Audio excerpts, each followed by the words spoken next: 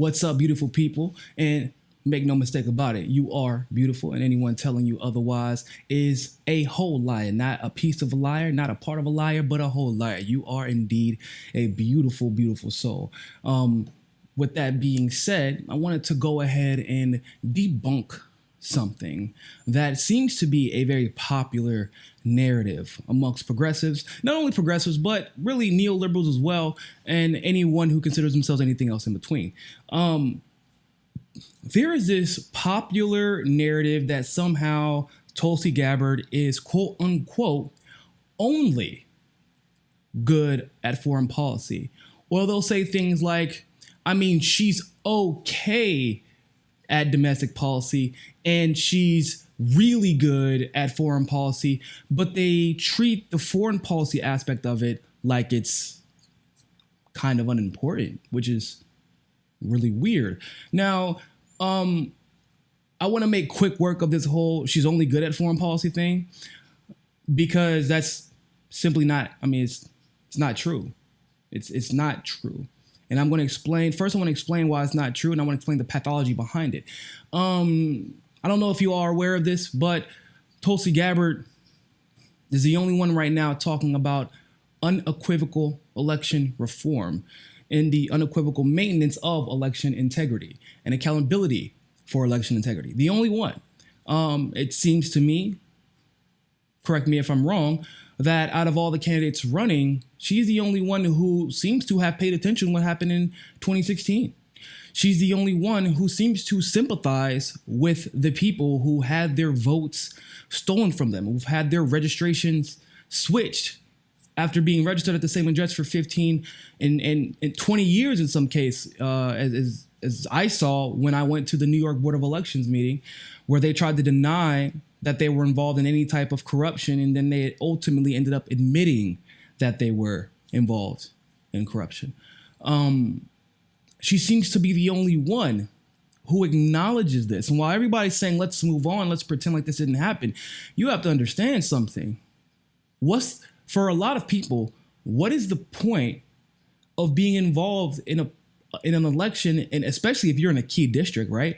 Or if you're in a key city like LA, like New York, like Atlanta, Georgia, like Miami, Florida, or Fort Lauderdale? What is the point of being involved in a key district if the moment your vote doesn't go to the establishment or to the person that the establishment wants to win? Your vote no longer is important. What is the point of filling out an absentee ballot if you're in basic training, if you're deployed, if you're overseas taking care of business, if you're in a different state because you're at college? What is the point of filling out an absentee ballot if there is no way to verify that your ballot went to the candidate it's supposed to? Because at least when we're talking about the Democratic primary elections, there's a high likelihood that your ballot will never reach the candidate that you want it to. I mean, what? Hillary Clinton won like 98% of the absentee ballots in the California election, for example. Nancy Pelosi won almost, I think every single absentee ballot went to Nancy Pelosi. And that's not an exaggeration. That is not hyperbole. That is what it looks like. It looked like every single absentee ballot. She jumped out the gate with 700,000 votes, all from absentee ballots, while simultaneously during the jungle primary, 200,000 people were removed from the voter rolls and were forced to fill out provisional ballots. Provisional ballots, basically the same thing as absentee ballots. We know where those go.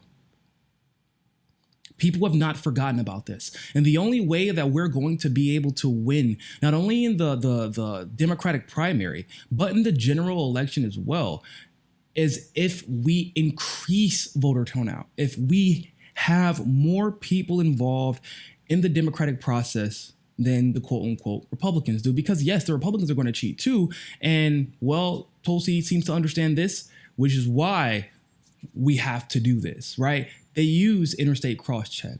They use gerrymandering. They use all these things to ensure the machines, just like the Republicans. They use all these things to ensure that the voter turnout is decreased. But having a candidate who speaks out openly about the seemingly bipartisan consensus to cheat the American voter will give people some hope that, okay, maybe there will be a chance that my vote will not only count for this election, but count in the future. I think that's a hell of a domestic policy, don't you think? Because I'm sure a lot of representatives and senators and municipal leadership and all these people, I'm sure that they would all like to know that when their name is getting, because Tulsi doesn't even call for the obliteration of the voting machines because she understands how corporation and the oligarchy work.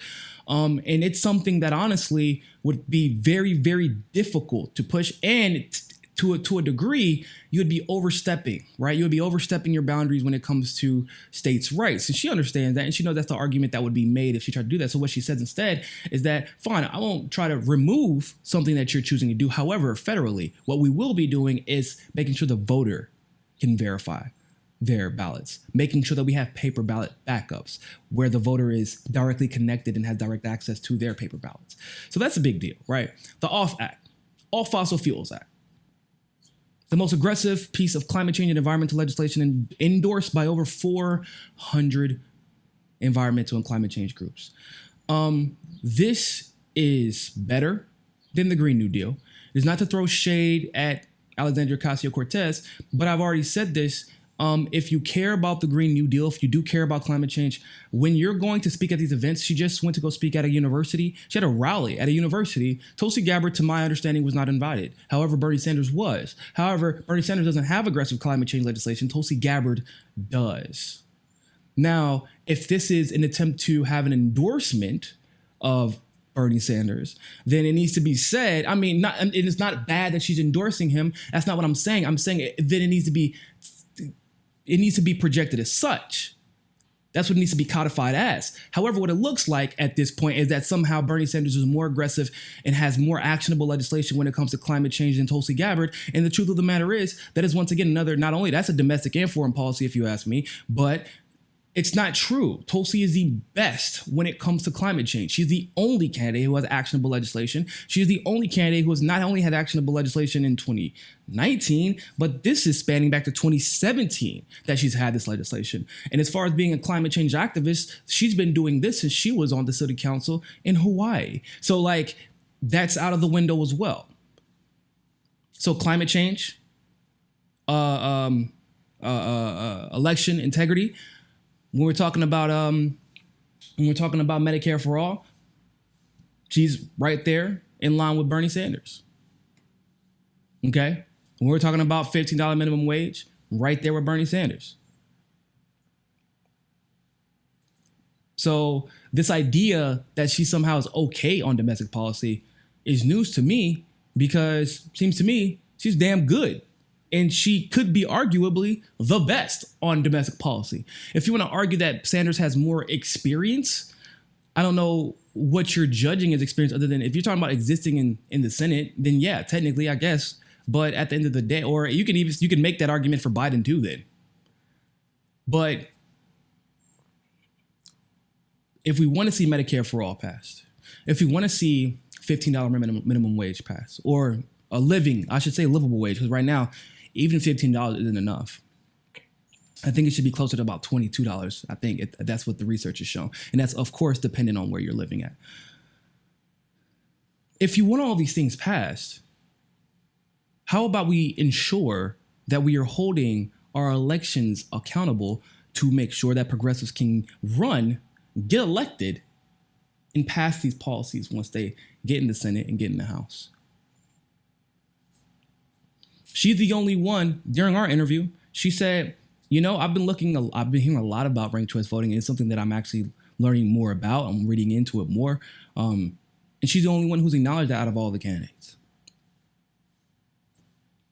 So that should kill the myth that she's only good on foreign policy and not good, or in fact, anything but brilliant. I feel like it's crazy to say that she's anything but brilliant on domestic policy because once again, she understands why these policies are necessary and how to make sure that the domestic policies that Bernie talks about gets passed. Now, I do want to discuss the pathology behind this idea that Tulsi is only good on foreign policy.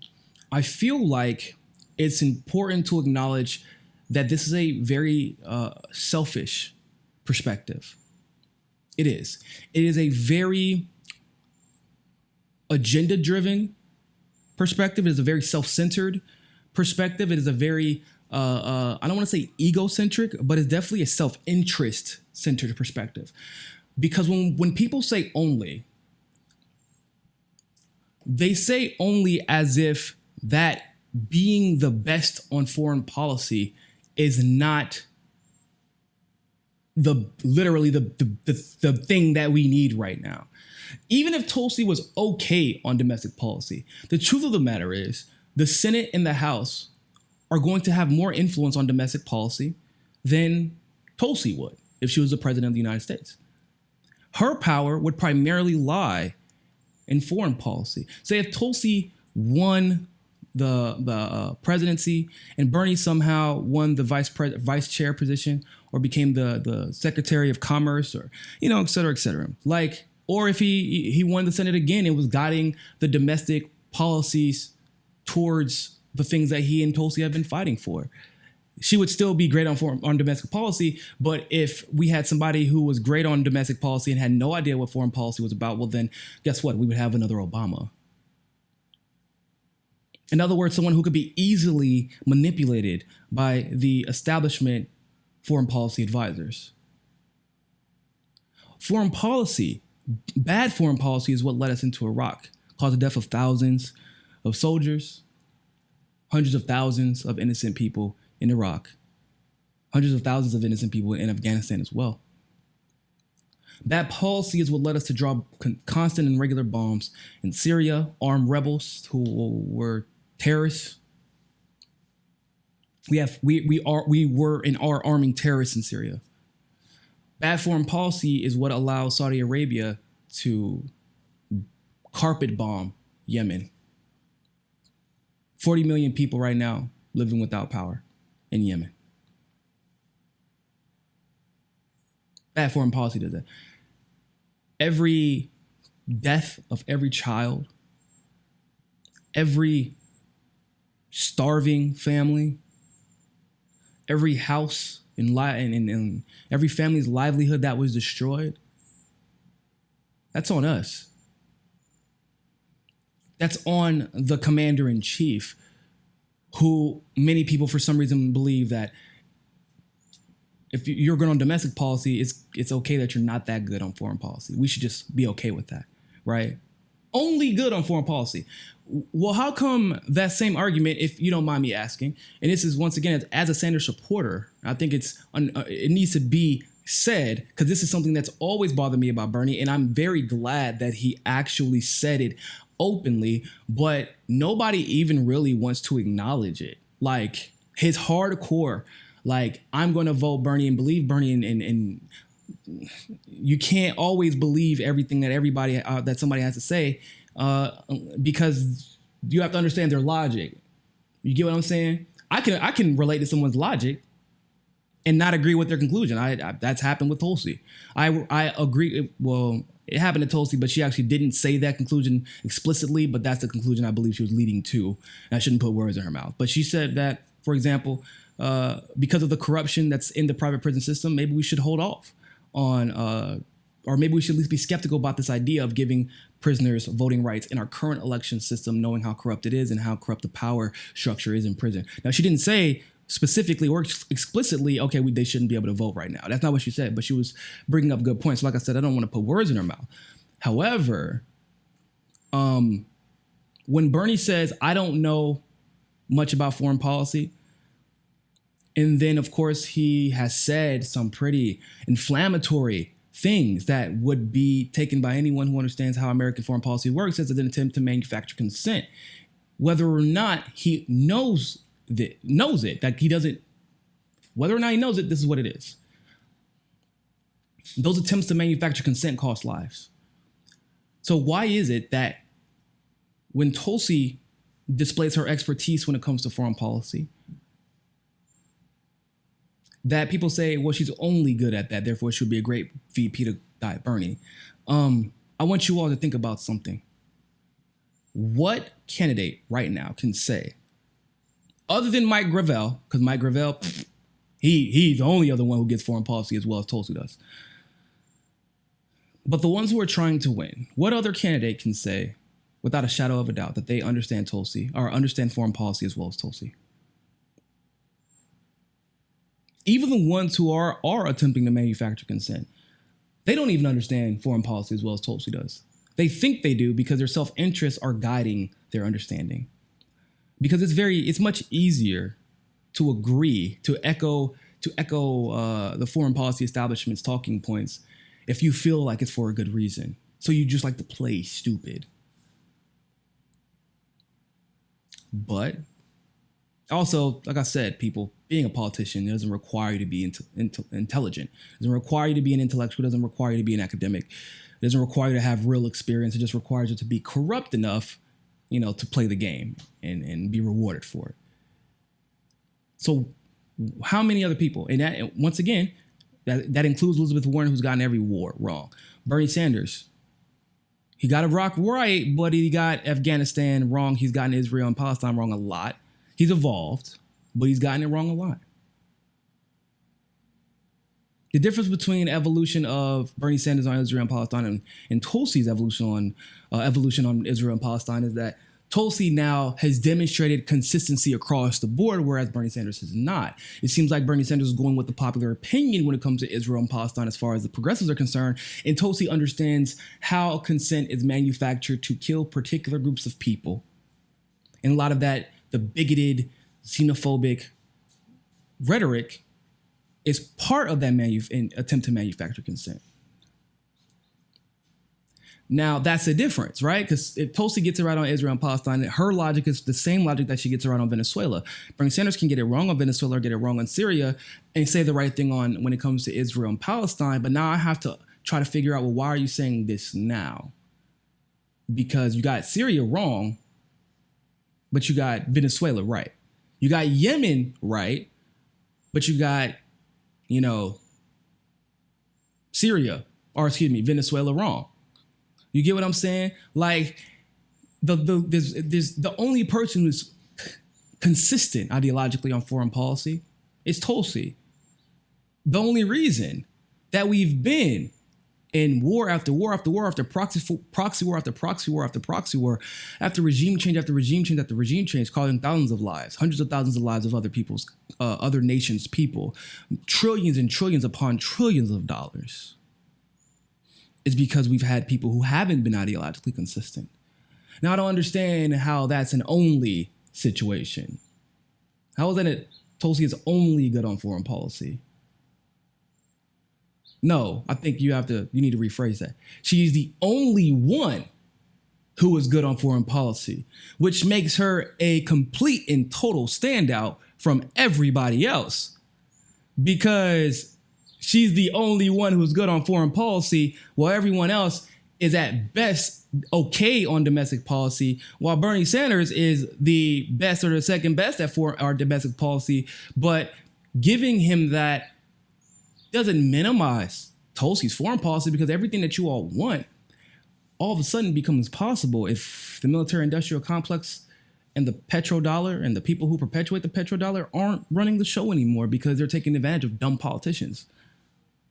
You have to understand the reason that Woodrow Wilson was pushed into World War I based off of lies like the Lusitania getting sunk like it was an American cargo ship. It was never an American cargo ship. The reason that World War II started was not because of, unfortunately, not because of our altruism, but because of a lot of what took place in World War I. In part, demonization of the German people based on lies. It was only economic competition that we attacked Germany, and then we crippled them, which galvanized them whenever Hitler came in and he just pointed fingers at the Jewish people. The only reason that we were able to go into North Korea, the only reason that we were able to overthrow Iran and have people cheer for it, the only reason that we were able to go in Iraq, the only reason that we were able to go into Libya, the only reason that we were able to carpet bomb Syria in the beginning was because of people who were taken advantage of. We always have people in office who don't know anything about foreign policy, and it seems to me that those are the people that the establishment prefer to have in office, because then they defer to the people who get paid by Boeing, who get paid by Lockheed Martin. So no, she's not only good on foreign policy. She's the only one who is good on foreign policy, who does not need the advice of the criminals and the war criminals and the warlords like Pompeo, like Bolton, like Mattis. So even if she was only good on foreign policy, understand that your domestic policies are irrelevant until we reel in the military-industrial complex, which we can only do with a president who understands without a shadow of a doubt how our foreign policy works and who it is actually meant to help. Would love to know your thoughts about this. Leave a like, a comment below. Make sure you're still subscribed. And always, people, remember, more than anything else, find your balance. Peace. Thanks for watching that segment of Mikasa Sukasa. Make sure you follow us on Twitter, on Facebook, on Roku TV, and on JustNForm.com. Also, you can make sure that you're subscribed to the channel by going to the subscribe button, pressing it, and hitting that notification bell to get all of our notifications. And of course, you can help us reach our goal of 500 patrons on Patreon by supporting the show by donating as little as $1. You can click on the link in the description below for that. And remember, more than anything else, find your balance. Peace.